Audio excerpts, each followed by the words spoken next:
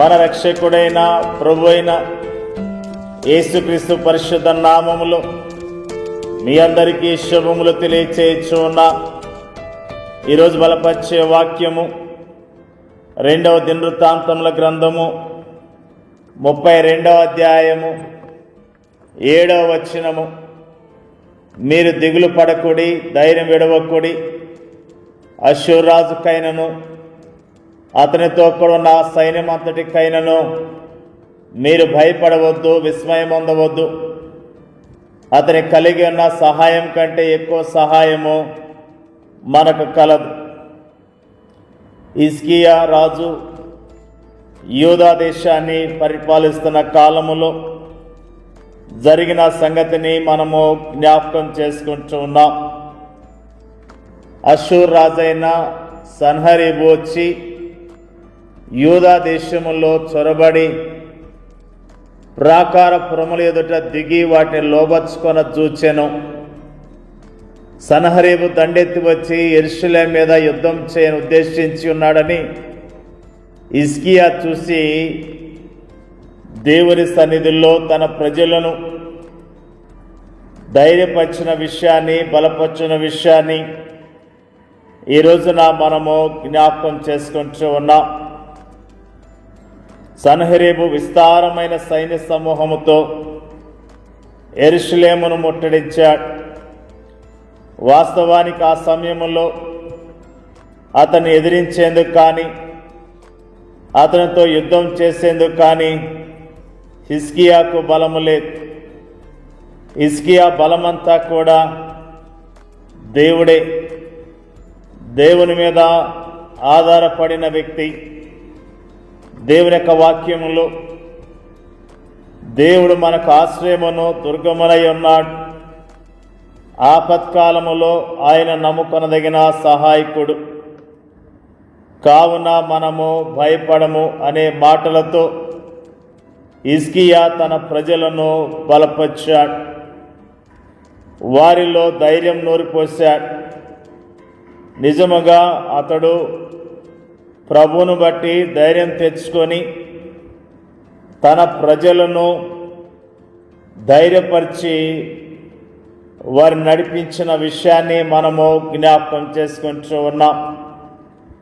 పరిస్థితులు కఠినముగా ఉన్నవని, పరిస్థితులు ప్రతికూలముగా ఉన్నవని చింతపడకుండా పరిస్థితులను మార్చే ప్రభు వైపు చూసిన విషయాన్ని మనము ఈరోజున జ్ఞాపకం చేసుకుంటూ ఉన్నాం.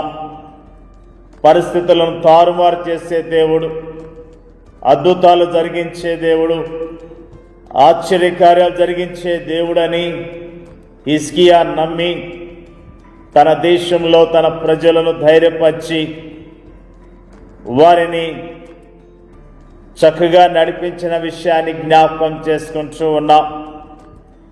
నిజముగా దేవుని ప్రజలమని చెప్పుకుంటున్న మనము, మన పరిస్థితులు కూడా అలానే కనిపిస్తూ ఉన్నాయి. బహుశా నీవు కష్టాల కడల్లో పయనిస్తూ ఉండవచ్చు. కనుచూపు మేరలో నీ కష్టాలకు ఎక్కడా అంతం లేనట్లుగా నీకు అనిపించవచ్చు. నీ ముందున్న సమస్యలు చేదైనదిగా ఉండవచ్చు. నీ ఆరోగ్యాన్ని గురించి, నీ యొక్క కష్టాల గురించి చింతిస్తూ కృంగుతూ ఉండవచ్చు. నీ ఆప్తులను బట్టి బాధపడుతూ ఉండవచ్చు. కానీ ఎలాంటి పరిస్థితులు ఉన్నా, ఎలాంటి ఇబ్బంది ఉన్నా మనము కూడా హిజ్కియాలాగా ప్రభువును బట్టి ధైర్యము తెచ్చుకొని విశ్వాసంతో జీవించవలసిన వారమై ఉన్నామని ప్రభు నామములో తెలియజేస్తూ ఉన్నాం. ప్రభు చాలా గొప్పవాడు, ఆయన గొప్ప కార్యాలు జరిగించేవాడన్న విషయాన్ని మనం మర్చిపోకూడదు. హిజ్కియా ముందు విస్తారమైన సైన్య సమూహం ఉన్నది. దేవుడు ఆ సమస్యను పరిష్కరిస్తాడని నమ్మకం కూడా ఉన్నది. మనం కూడా ప్రభువును బట్టి ధైర్యం తెచ్చుకొని ప్రభు ద్వారా గొప్ప విజయాలు పొందే విశ్వాసాన్ని కలిగి జీవించాలని ప్రభు నామములో తెలియజేస్తూ ఉన్నా. నీ ముందున్న యుద్ధము నీవు ఎదుర్కోలేనంత గొప్పదిగా నీకు అనిపించవచ్చు. అందులో నీవు జయం పొందుతావన్న ఆశ నీలో ఏమాత్రము లేకుండా ఉండవచ్చు. అయితే దేవుని వాగ్దానాలు స్థిరముగా ఉంటాయి.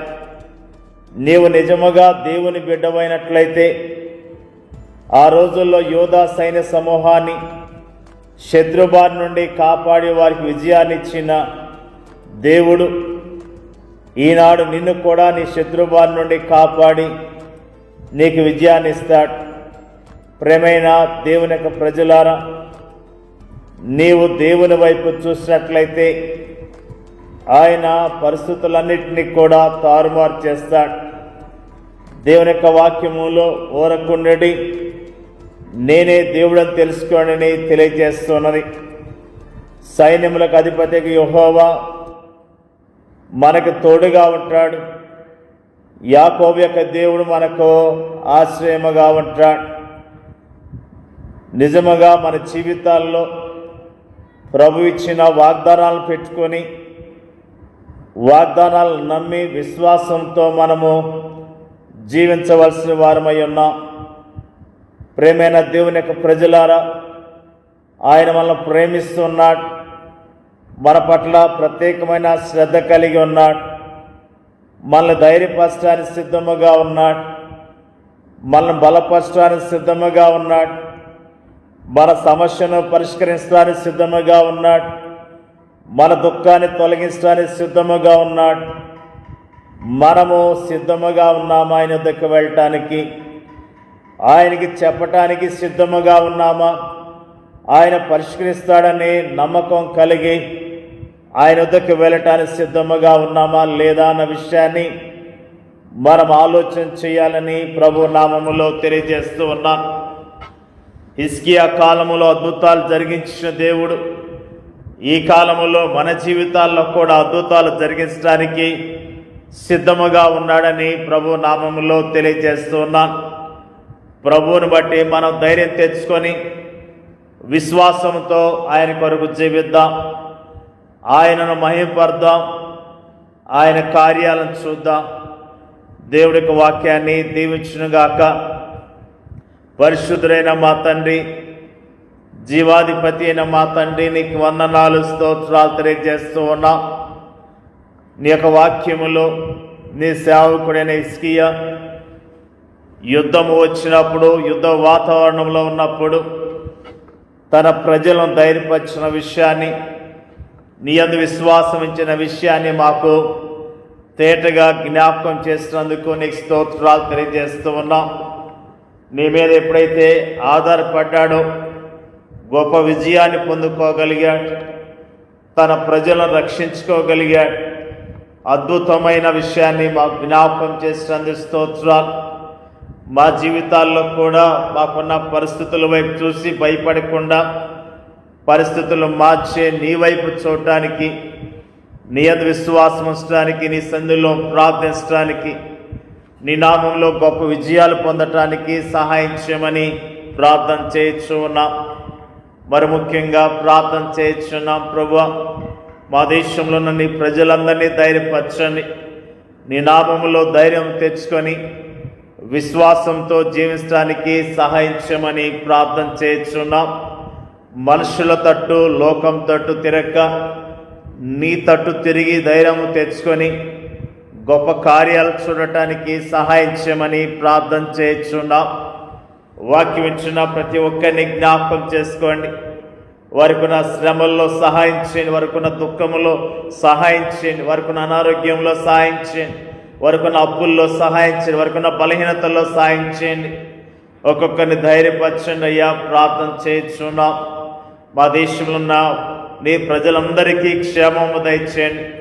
నీ కాపుదల దయచేయమని ప్రార్థన చేయించున్నాం. నీ నామంలో ఇంకా గొప్ప పరిచర్య జరగటానికి, మా దేశంలో ఉన్న ప్రజలందరికీ సువార్త అందించబడటానికి మీరే సహాయం చేయమని ప్రార్థన చేయించున్నాం. ప్రభువా, మా దేశాన్ని, మా దేశ ప్రజలను రక్షించండి. కాపాడండి. మేమందరం నీ కొరకు యోగ్యముగా జీవించే కృప దయచేయమని యేసుక్రీస్తు పరిశుద్ధమైన నామములో అడిగి వేడుకొంచున్నాం తండ్రి. ఆమేన్.